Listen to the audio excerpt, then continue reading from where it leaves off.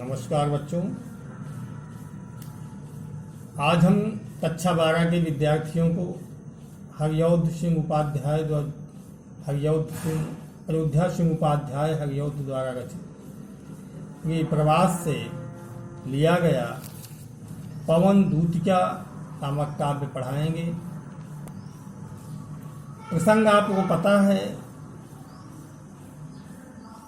राधिका जी पवन को अपना दूती बना के श्री कृष्ण के पास भेजती हैं अपना संदेश दे के, और बताती हैं कि वहाँ पहुँचने पर कृष्ण का स्वरूप कैसा होगा। परिचय बताती हैं कृष्ण का, जो आप इस छंद के माध्यम से देखेंगे। कह रही हैं, सांचे ढाला सकल बपु है दिव्य सौंदर्यशाली, सत पुष्पों की सुरभ उसकी प्राण संपोषिका है। दोनों कंधे वृषभ वर्षे हैं बड़े ही सजीले, लंबी बाहें कलभ करसी शक्ति की पेटिका है। राजाओं सा सिर पर लसा दिव्य आपीड़ होगा, शोभा होगी उभय श्रुत में स्वर्ण के कुंडलों की। नाना रत्न कलित भुज में मंजू के यूर होंगे, मोती माला लसित उनका कम्बुसा कंठ होगा। तेरे में है नया गुण जो तू व्यथाएं सुनाए, व्यापारों को प्रखर मति और युक्तियों से चलाना। बैठे जो हो निज सदन में मेघ सी कांति वाले, तो चित्रों को इस भवन के ध्यान से देख जाना। जो चित्रों में विरह विधुरा का मिले चित्र कोई, तो जाके निकट उसको भाव से यूं ही लाना। प्यारे होके चकित जिससे चित्र को और देखें, आशा है यूं सूरत उनको हो सकेगी हमारी। देखो, राधिका जी पवन को अपना दूती बना के भेजती हैं, तो कहती हैं कि कृष्ण का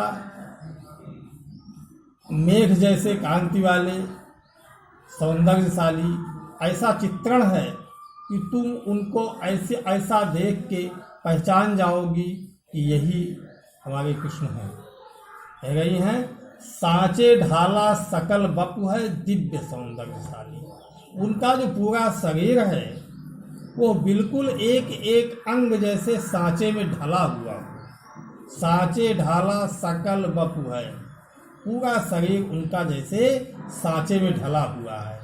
और क्या है, दिव्य सौंदर्यशाली, एक अद्भुत स्वरूप मिलेगा।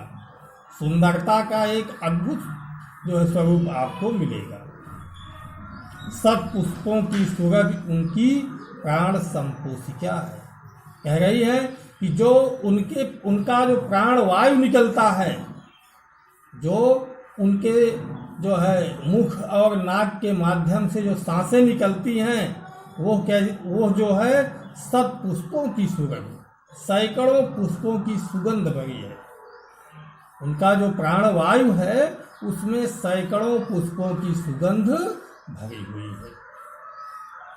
दोनों कंधे वृषभ वर्षे हैं बड़े ही सजीले, और जो उनके दोनों कंधे हैं वो कैसे हैं, वृषभ वर्षे, जैसे बैलों के कंधे होते हैं, मजबूत बलिष्ठ सजीले सुंदर सलोने।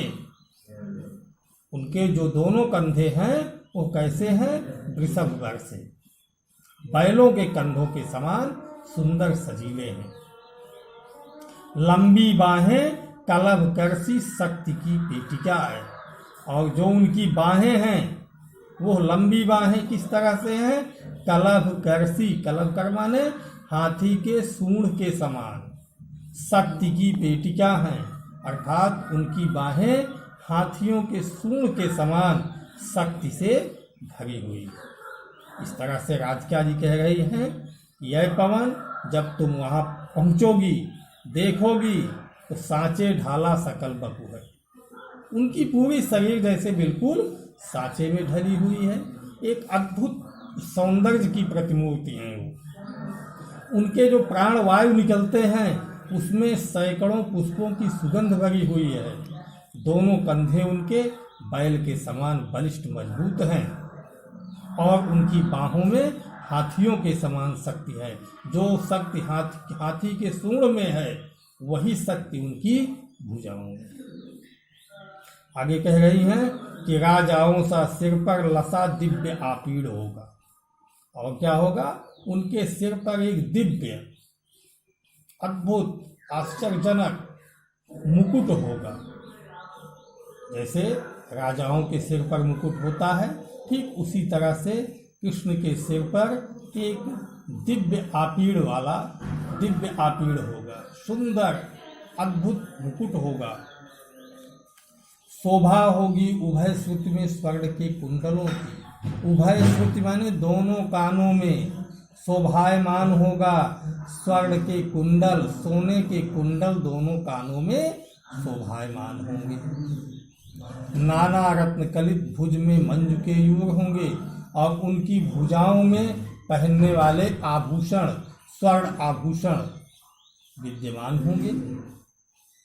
मोती माला लसित उनका कम्बुसा कंठ होगा। और जो उनका कंठ होगा, गला होगा, कैसे होगा? कम्बुसा, शंख के समान। शंख के समान गले में मोती और मालाएं जड़ी हुई होंगी। इस तरह से राधिका जी पवन को दूती बना के भेजती हैं और श्री कृष्ण का परिचय देते हुए कहती हैं कि उनके पास पहुंचने पर जैसे राजाओं के सिर पर मुकुट होता है, दिव्य मुकुट होगा, दोनों कानों में सोने के कुंडल होंगे, भुजाओं में रत्न जड़ित केयूर विद्यमान होंगे और शंख के समान गले में मोती और माला जड़े हुए होंगे। आगे कह रही हैं, इतना परिचय बताने के बाद कह रही हैं, अब तुम्हारा काम क्या है? तेरे में है न यह गुण जो तू व्यथाएं सुनाए। कह रही है तुम्हारे अंदर तो ये गुण है नहीं जो तुम बोल के कृष्ण को अपना मंतव्य बता सकती हो, हमारी व्यथाओं को प्रकट कर सकती हो। ऐसा गुण तो तुम्हारे अंदर है नहीं। व्यापारों को प्रखर मत और युक्तियों से चलाना। व्यापार माने आदान प्रदान, चाहे वाणी का आदान प्रदान हो, चाहे किसी सामान का। तो कह रही है व्यापारों को, हमारे संदेश के आदान प्रदान को प्रखर मत, अपनी तीव्र बुद्धि और युक्तियों से चलाना। जो तुम्हारे अंदर दिमाग है, जो युक्तियां हैं, उसी से अपना काम चलाना। बैठे जो हूँ निज सदन में मेघ सी कांति वाले। राधा जी कह रहे हैं लेकिन एक बात सुन लो हमारी, कुछ मैं भी युक्ति बता देती हूँ।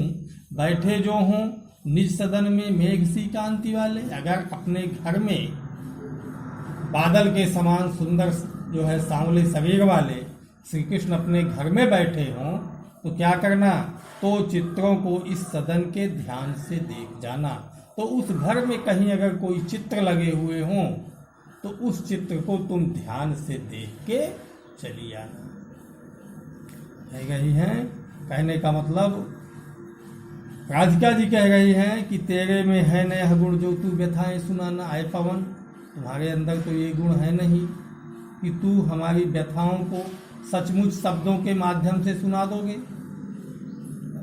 व्यापारों को प्रखर मत और युक्तियों से चलाना। तो हमारी बातों को जो आदान प्रदान करना है उसको अपनी तेज बुद्धि के माध्यम से कैसे भी उनको समझाना। लेकिन बैठे जो हों निज सदन में मेघ सी कांति वाले। अगर बादल के समान सांवले शरीर वाले अपने निज सदन स्वयं के घर में बैठे हों तो चित्रों को इस भवन के ध्यान से देख जाना। तो उस भवन में अगर कोई चित्र हो, कोई तस्वीर हो तो तुम उसको ध्यान से देखना, अर्थात उस चित्र की ओर श्री कृष्ण का ध्यान आकर्षित करवाना। कह रही हैं, जो चित्रों में विरह विधुरा का मिले चित्र कोई तो जाके निकट उसको भाव से यो ही लाना। प्यारे हो के चकित जिसको चित्र को जो देखें, आशा है यो सूरत कुछ तो हो सकेगी हमारी। कह रही हैं कि जो चित्रों में विरह विधुरा का मिले चित्र कोई। कह रही है उस सदन में अगर किसी विरह विधुरा, किसी विरहिणी का चित्र दिखाई दे जो अपने प्रीतम के वियोग में व्याकुल कोई विरहिणी का चित्र अगर उस सदन में कहीं दिखाई दे तो जाके उसके निकट भाव से यो हिलाना, तो उस चित्र के निकट जाना और भावनापूर्वक उस चित्र को धीरे धीरे हिलाना, प्यारे हो के चकित, जिससे चित्र को और देखे, जिससे वो हमारे प्रीतम आश्चर्यचकित होके उस चित्र की तरफ अवश्य देखें। आशा है यूं सूरत उनको हो सकेगी हमारी। राधिका जी पवन से कह रही हैं कि हमें पूरी उम्मीद है कि वो उस चित्र को जब देखेंगे तो उनको अपने राधिका की याद अवश्य आएगी। इस तरह से राधिका जी पवन को अपनी दूती बना के श्री कृष्ण के पास भेजती हैं और कहती हैं कि उस सदन में जाइएगा जहाँ वो अकेले बैठे हों, वहाँ पर आप चित्र देखना। कहीं पर अगर किसी विरहिणी का चित्र दिखाई दे तो उसको हृदय में प्रेम का भाव लेकर उस चित्र को हिलाना। निश्चित ही हमको पूरी उम्मीद है कि श्री कृष्ण उस चित्र को देखेंगे और देखेंगे तो उनको अपनी राधिका की याद अवश्य आएगी। धन्यवाद। अगला वीडियो फिर हम प्रेषित करेंगे।